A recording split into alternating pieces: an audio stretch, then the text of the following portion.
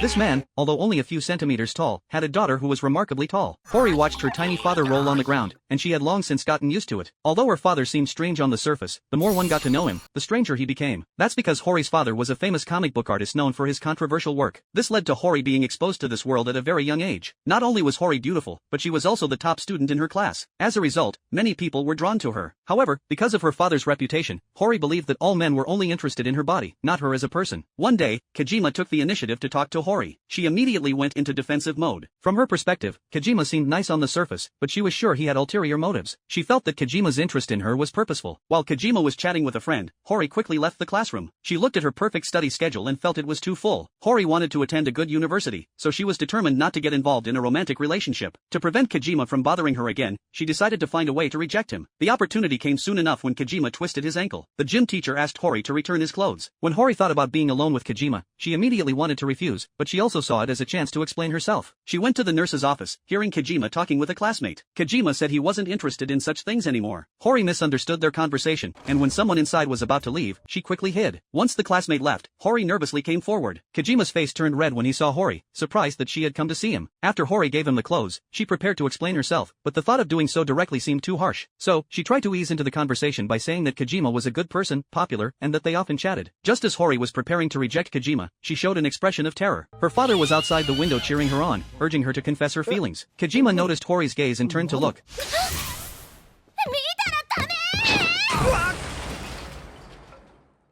But when he saw nothing, he went back to talking to her. Hori quickly ran toward Kojima, feeling suddenly very warm. The situation became incredibly awkward. She rushed to sit up properly, and when Kojima looked outside, he saw nothing. Kojima encouraged Hori to finish what she had started to say, but when Hori saw Kojima's affectionate gaze, she felt embarrassed. All of this had been orchestrated by her father. Hori felt incredibly angry.